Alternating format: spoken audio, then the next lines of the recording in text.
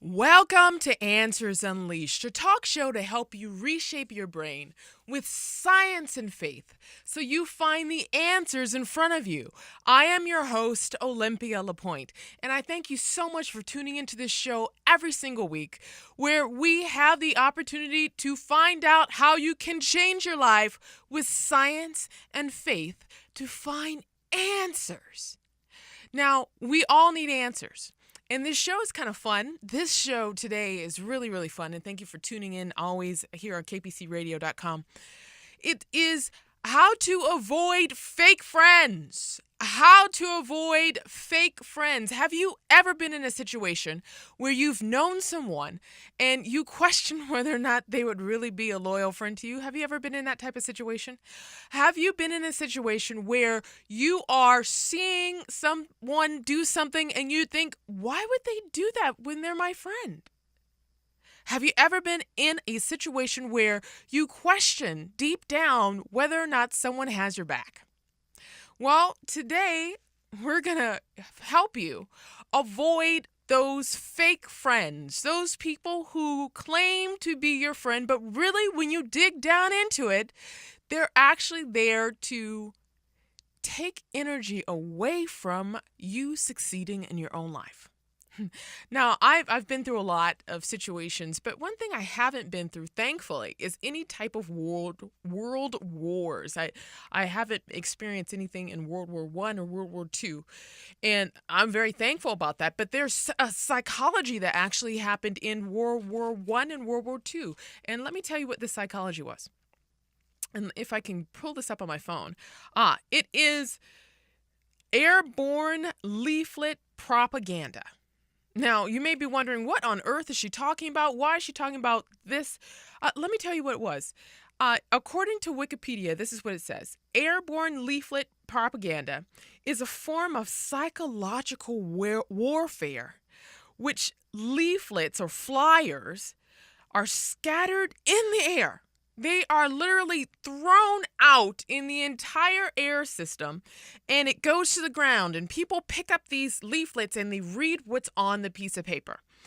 These military forces, and the Wikipedia continues to say, that these military forces have used aircrafts to drop these leaflets in an attempt to alter the behavior of the combatants and non-combatants in enemy-controlled territory, sometimes in conjunction with airstrikes. Humanitarian air missions have also been used, in this case, to give information about where to go to get help. In cooperation with these leaflet propaganda, this can turn into a type of psychological combat. Now, when I first found this out, it was kind of like craziness. World War I, that happened.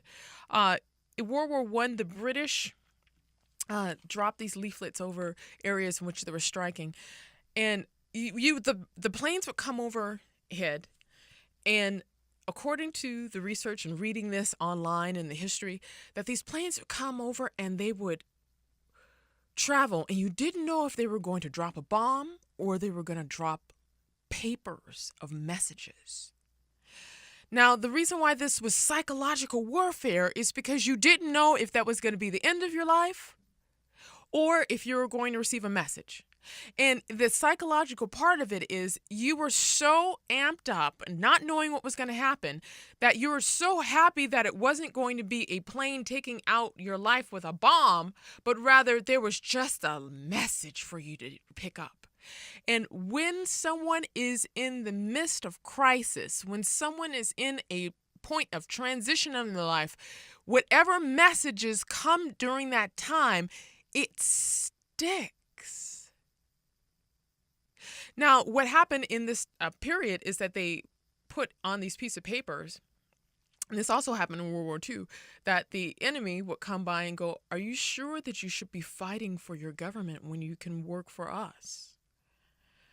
They would, in the military times when, in the United States, when the African Americans and the people of color enrolled in the military and actually fought in the military, there was the opposition and the enemy that would drop leaflets over the African Americans and the people of color who were in the military system and said, "Are you sure that you should be fighting for the United States government given the fact of what type of Jim Crow you are experiencing in your nation?"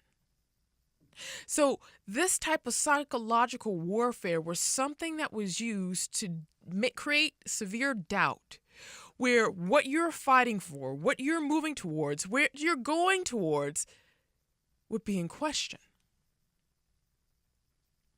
Well, fake friends do this to us all the time. If you are moving towards something, if you're going towards something and you're going so full force towards what it is that you want to do, if you come across a person who is not really your friend, they will give you a message that will cause doubt and you will unknowingly accept it. And that will make you start questioning what you're doing, how you're operating, if you're even on the right track. And it becomes so necessary for discernment in those types of situations that you must, no matter what, know who you are dealing with. Are they a friend or are they a foe?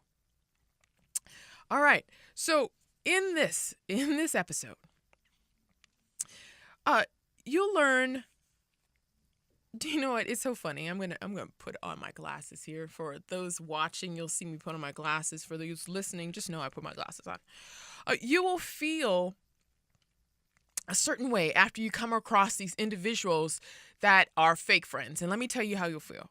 One way you'll feel is that you will immediately feel tired after you talk to them. You will feel so drained after being on a telephone conversation with them that you're just like, oh my God, why was I even on the phone with that person? That's number one. So anytime you feel that way, chances are you're being drained. Two, sometimes you'll feel physically ill when you're around somebody who is not good for you. For example, you may go out to dinner with someone, you may eat with someone, and then afterwards you drive home, and instead of you feeling great about the time, you'll feel agitated. You'll feel like you don't know what's off, and you don't necessarily know what's going on.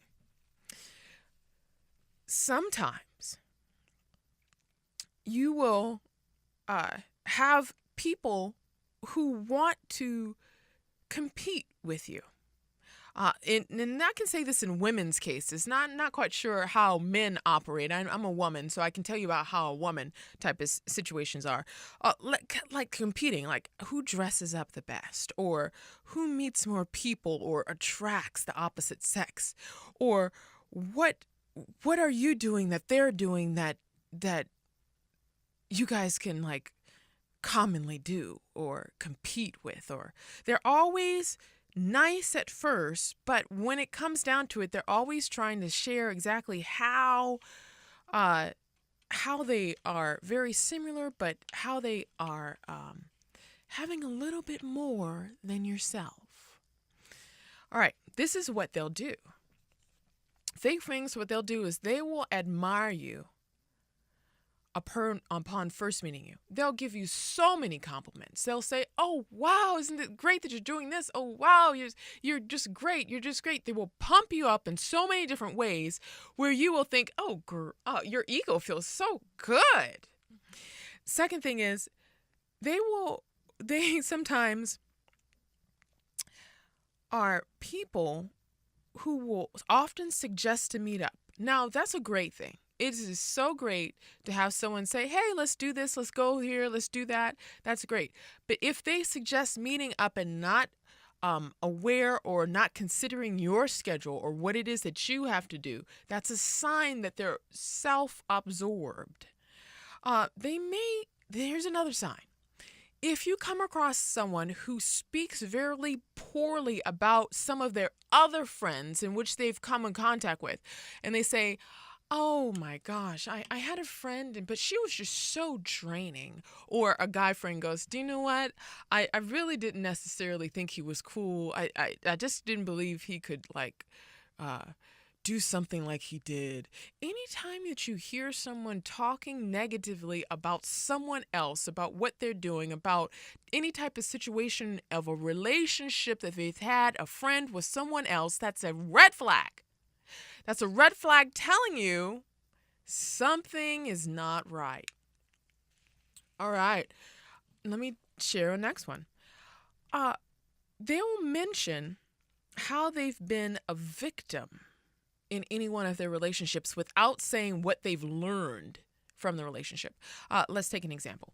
If you are in a situation where someone's saying, "Oh my gosh, I had such a horrible ex-husband. Oh my gosh, and we went through a horrible divorce, and he's just a terrible person," without saying why they chose that type of situation, that's a red flag. Anytime someone starts saying about how horrible a relationship was, what didn't happen, and saying how they have been always a victim in it, that's not a good sign.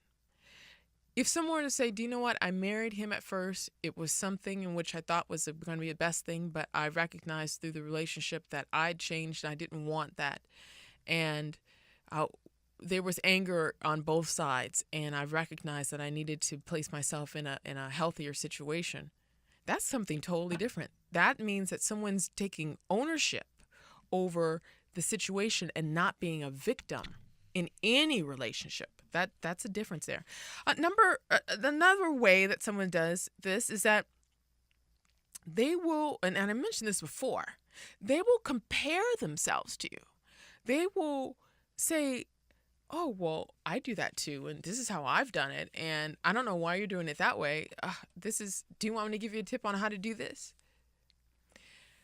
If they don't understand that we are all unique, that we all have our own life purpose, our own journey, that's not honoring the other person. So this is the brain tip today. And you know me, I always give a brain tip. And these brain tips help us understand how to move forward in our life in a way that's going to change our life, so we make decisions, those fractal moments, so we can unleash our power. So the brain tip is this. You have to ask yourself, why do you feel unhappy being alone? Why do you feel that you must have this person in your life? In order to have a real relationship, a real friendship, someone that has your back, someone who's really going strong, are you ready for this? You first have to be real friends with yourself first. You have to be friends with yourself first. There's no other way around it. You have to date yourself. You have to get to know yourself. You have to know yourself inside and out and be there for yourself like no other friend can be. But let me tell you the issue. Most of us have never been in that type of situation to know how to do that. We are always taught we need to be having friends, we need to play with other people, we need to support other people, but never are we taught, and very few times are we taught to actually support ourselves while we are friends with other people. So this is three ways that you can help have a relationship and a friendship with yourself first, so you can actually create that in your own life, so you can draw people in a more healthy way. Now, to give you a little bit backstory, when people are placed into very difficult situations when they are a person in their youth, they unfortunately do not have a healthy mindset or healthy system on what a a relationship looks like. They will go into codependence, meaning they will try and do so much for the other person just to show how much they care for them, or they may not do anything at all, or it may be this tug of war where they do too much, then they don't do anything, they do too much, then they don't do anything, and it's not that balance. Or you come across these situations when you have gone through very tough situations as a child, and then you are grown, that you will find yourself double-minded, meaning you'll think some way, and then you'll look, and then you start questioning yourself. And then every single step you start questioning yourself, whether or not your intuition's right, whether or not you should actually spend time with the person or not. And then you start thinking about what they tell you more than what it is that you are telling yourself. You may sit across the way from somebody at dinner and think, well, she seems nice. She's not doing anything bad. I mean, it wouldn't be so bad for me to hang out with her, would it be? Or when you feel like texting somebody that's not good for you, you'll think, well, one text won't hurt. One text won't affect me. I mean, it's just a text. That's what happens when you are double-minded, when you literally do not know how to trust yourself. And this is something that I'm learning too, so you and I are both in the same situation. When we are working on ourselves, we will always be tested. We will be tested in these situations where we will not know how to handle a situation until we listen to ourselves and we ask for, and in my case, I pray. I will ask God, okay, how do I handle this?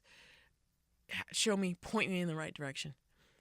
When we ask for guidance and we listen to ourselves, that is the genuine relationship that we create for ourselves, that we mimic out to the world through our own thoughts and through our own actions. So the first tip is this: you have to take care of yourself first, and do not ask others to take care of you before taking care of yourself.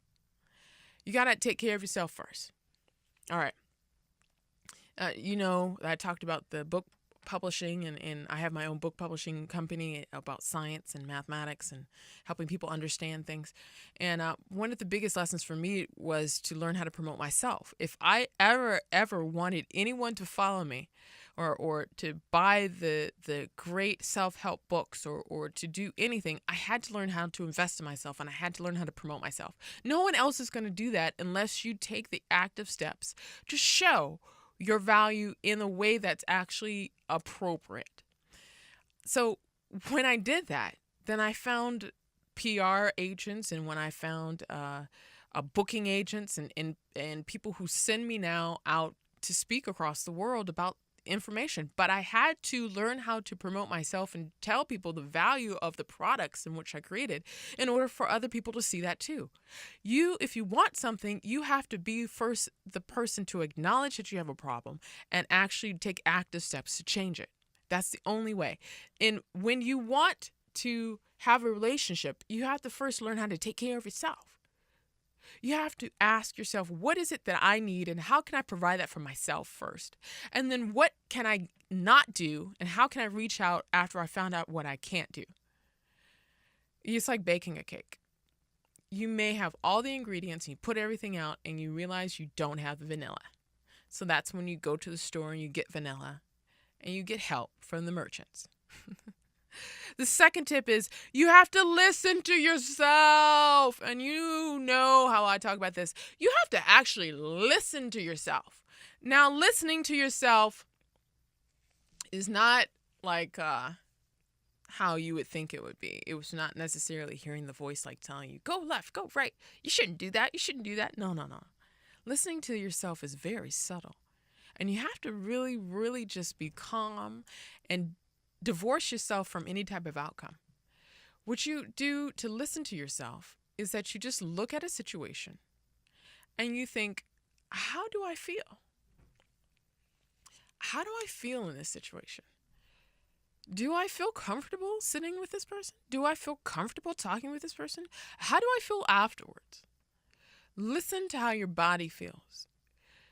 Typically, if you're around someone who is not a close friend, you will feel agitated in one way or another afterwards.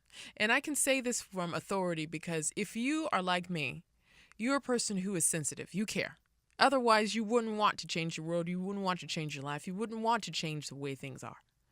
So when you encounter someone who is not aligned with where you're going, you will feel agitated because they're trying to pull you in a direction that you're not designed to go. So when you learn to listen to yourself, you no longer only listen to what they are saying, but you learn to identify if what they are saying and what you are doing is one. So you have to listen to yourself. And that's in every single situation. It's not only when you go out. It's not only when you're in a class. It's not only when you're talking to somebody. It's you have to listen to yourself. And it takes practice. And the great news is you have practice for the rest of your life. You'll be listening to yourself the rest of your life. If you decide today to start listening to yourself, congratulations. You are now on your road to becoming the person in which you're designed to be, because now you have the greatest audience possible, your own. All right. So the next tip is especially for anyone who's single out there. If you are single, you have to do this. Are you ready? If you know me, you know I always talk about great relationships. And these type of fractal moments in these relationships where you get a chance to grow with people. But the most important thing is that you get a chance to grow with yourself. So if you are single and if you are out there looking for Mr. Right, this is what you have to do. Or Mrs. Right. This is what you have to do. You have to date yourself first. Now, what does that mean? That means that you must be willing, no matter what, to go someplace and do something on your own that makes you feel great. Treat yourself to something nice. And it doesn't have to be expensive. It doesn't have to be something outlandish. But you have to choose to spend time with yourself in the places you love going, in the things you love doing.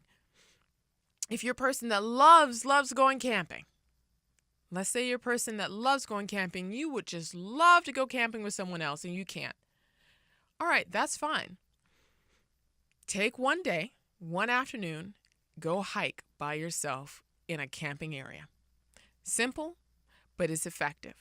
You must treat yourself to something in which brings you joy. When you have that pleasure in your life, it actually helps you attract pleasurable situations. If you love dining, and let's say you're a woman. Do you know what? I must tell you this story. I knew this woman, and she was in the situation where she was single and she didn't have much money, and she would purposely find dates just to take her out someplace nice. And she would complain about sometimes the dates that she would come across. And I thought to myself, oh my God, I don't know how you can do it. I can't spend time with anybody that I don't like for more than 5 minutes. Well, if she only took this one tip, which was this, if she would get herself dressed up and take herself to somewhere she really enjoyed and got coffee, she would have the best time of her life. All right. So this is the whole point of this show. No one can fill a void in your life except you by being with yourself to know exactly how you can be a friend of yourself first. When you're a friend of yourself first, there is something that happens. You become one. You're no longer that 8-year-old wishing to play with someone on the playground. You're no longer a teen wishing that you could fit in. You're no longer one of these people who have gone through life trying to figure out how on earth that you can make a difference. Because you will be making a difference in your own life first. Now, this is something that we're all doing. You're not alone. I do it too. Great people have done this too. Oprah has done this.